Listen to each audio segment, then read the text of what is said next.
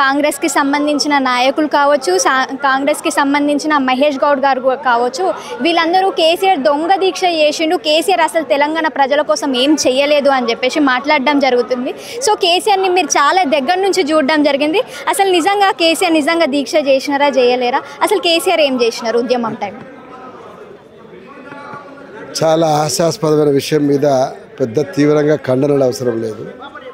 ఎందుకంటే చరిత్రతో సంబంధం లేకుండా సమైక్య పాలకుల దగ్గర అనేక మెప్పుల కోసం ప్రయత్నించే చాలా మందిలో పేర్లు చెప్పను కానీ వారి యొక్క ముచ్చట్లంతా తెలంగాణ ప్రజలు గమనించి, నేను చంద్రశేఖరరావు గారు ఒక్కరే దీక్ష చేసిన, అంతమందికి ఎవరు దీక్షలు చేయలేదండి. 1969లో మొట్టమొదటి దీక్ష ఏదైతున్నదో ఖమ్మం జిల్లాలో రామదాస్ గారు అతిపెద్ద దీక్ష చేసిన, చాలా పెద్ద హిస్టారిక్. దీక్షలు చేయకుండా అంటే ఊరికి దొంగ దీక్షలు చేస్తారని పొలిటికల్ గ్రజ్తో మాట్లాడము.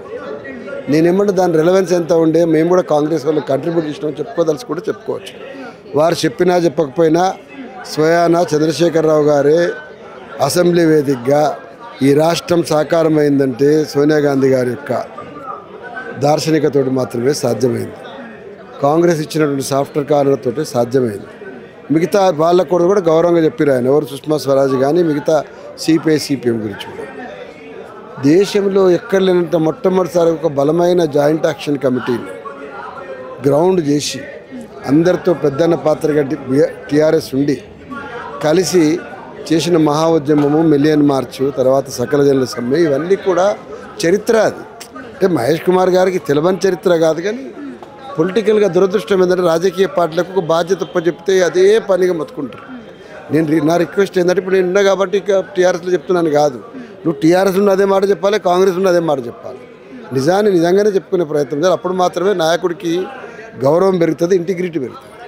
అందుకోసం నేను ఏమంటున్నంటే, మహేష్ కుమార్ గౌడ్కి తెలవనంత అమాయకుడు కాదు. మహేష్ కుమార్ గౌడ్కు తెలియకపోయినా సోనియా గాంధీ తెలుసు కాబట్టే తెలంగాణ రాష్ట్రం వస్తే ప్రణబ్ ముఖర్జీ గారి దగ్గర పోతే అక్కడి నుంచి సోనియా గాంధీ గారి కుటుంబం మొత్తం వచ్చేసి కేసీఆర్ గారు పక్క నిలబడి ఒక లెజెండరీ నాయకుడిగా, నేను నాకు మంచిగా గుర్తున్న పదం ప్రణబ్ ముఖర్జీ గారు ఒక మాట అన్నారు, నీ జీవిత కాలంలోనే నువ్వు పోరాడినటువంటి రాష్ట్రం ఇవాళ సాకారమైనందుకు నీకంటే గొప్ప జన్మ ఎవరిది లేదని.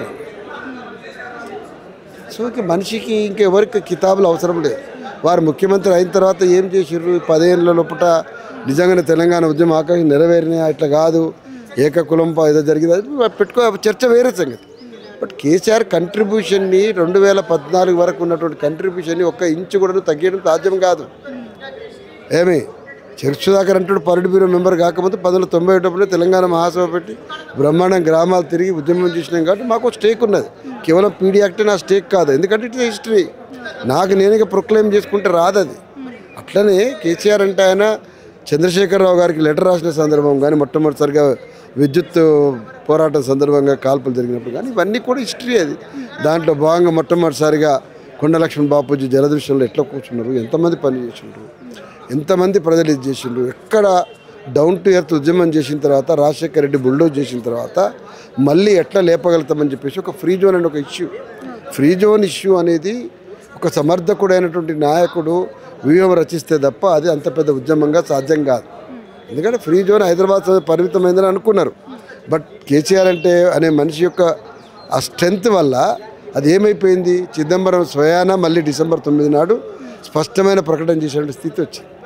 అంతే కదా సార్. మీరు అన్న దీక్షలని చాలా చదువు ఒక్క మాట అయితే నేను చెప్పదలుచుకున్నాను. ప్రోటీన్ సంబంధించిన కాంటెంట్ ఉన్నటువంటి ఫ్లూయిడ్ పెట్టించుకున్నాను. నేను మీకు ఒకటే మాట్లాడుతున్నా, ఇప్పుడు ఈ క్షణానికి దేశంలో ఇంతమంది కాంగ్రెస్ నాయకులు కదా, ఇంత దుర్మార్గంగా బీజేపీ చేస్తుంది అవుట్పుట్ అంటున్నారు కదా, సర్ అనేటువంటి దాని మీద చర్చ జరుగుతుంది కదా. ఒక్క అంశం మీద భారత జాతీయ కాంగ్రెస్ నాయకుడు మహేష్ కుమార్ గౌడ్ కానీ ఇంకెవరు కానీ చంద్రశేఖరరావు ఏమి నిజాం హాస్పిటల్లో మీరు చెప్పిన అభియోగం ప్రకారం తీసుకున్నాడు, నరానికి ఎక్కించుకొని చేసినారు కదా, అట్లా మీరు చేయగలిగే దీక్ష ఎన్ని చేస్తారో చేసి అది క్రాస్ చేసి మాట్లాడండి. ఎందుకు పనికిరాని మాటలు మాట్లాడేది? ఒక లైఫ్ నిలబడడానికి స్ట్రెంగ్త్ రావడానికి ఒక మనిషి చచ్చిపోవడం కోసం ఎదురు చూసినావా? అంటే నీ ఉద్దేశం అది ఏది తీసుకోకుండా చచ్చిపోవాలని చూస్తున్నావా? ఇప్పటికే ఈ పిచ్చి పనులు చేసే కాంగ్రెస్ ఇదివరకు ఒకసారి ఎప్పుడు వాళ్ళ రాజాజీ గారు ఉన్న రోజుల లోపల పొట్టి శ్రీరాములు బలిగొన్నది. నువ్వు చేయి ఎన్నెన్న రోజులదే, నువ్వు వీరుడు శూరుడు అంటే అట్లా ఎండిపోయి చచ్చిపోయిండాలి. చరిత్రలో కాపాడుకోవడం అనేటువంటి పని చేయకపోవడం ద్వారా దీక్షలు చేసేటప్పుడు చేస్తే ఏం జరుగుతుంటానికి పొట్టి శ్రీరాములు ఎగ్జాంపుల్ అనేది చాలా పెద్దది. లైఫ్లో ఎవరైనా గుర్తుపెట్టుకోవాలి. ఇట్స్ నాట్ ఫర్ చెరుకు సుధాకర్ ఆర్ కేసీఆర్. అర్థమైందా? అమ్మాయి పేరు ఏం పేరు? నాగాలాండ్లో మనం ఇర్మా ఉంది కదా, అమ్మాయి ఉంది కదా, ఎన్నేళ్ళు చేసింది? ఏళ్ళు చేసింది. ఆమె ఏం చేయలేదంటే ఎట్లా? ఆమె ఏం చేయలేదంట. ఆమె లైట్ ఫుడ్ ఏ తీసుకుందో, డైట్ కుక్కుందో, ఏం తీసుకుందో తెలియదు. మనం ఏం తీసుకున్నా సుదీర్ఘకాలము నోటి ద్వారా తిండి తినకుండా అసలు ఒక నాసోగ్యాస్ట్రిక్ ట్యూబ్ తోటి తీసుకుందాం. చరిత్రలో రికార్డ్ అయింది కదా. ఈ రోమ శరీరంలో చరిత్రను ఎవడు మార్పలేడు కదా.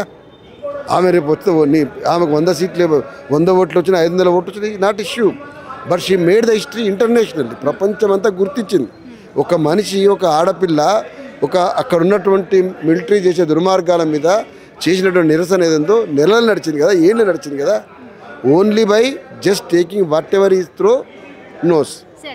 ఇంకొకటి చెప్పండి సార్. చెప్తున్నా అంటే ఆమె ముక్కుతో తీసుకున్నది. కేసీఆర్ నువ్వు చెప్పిన ప్రకారం ద్రవం తీసుకున్నాడు అనుకో, ఏం నొప్పి అయింది నీకు అంటున్నావే. ఆయన కంట్రిబ్యూషన్ వదిలిపెట్టి స్వయాన చంద్రశేఖరరావుని చేసినటువంటి దానికి భయపడే కదా ఢిల్లీ నుంచి ఇమీడియట్గా చిదంబరం ప్రకటించింది. చిదంబరం ఉట్టిగా ప్రకటించిండా?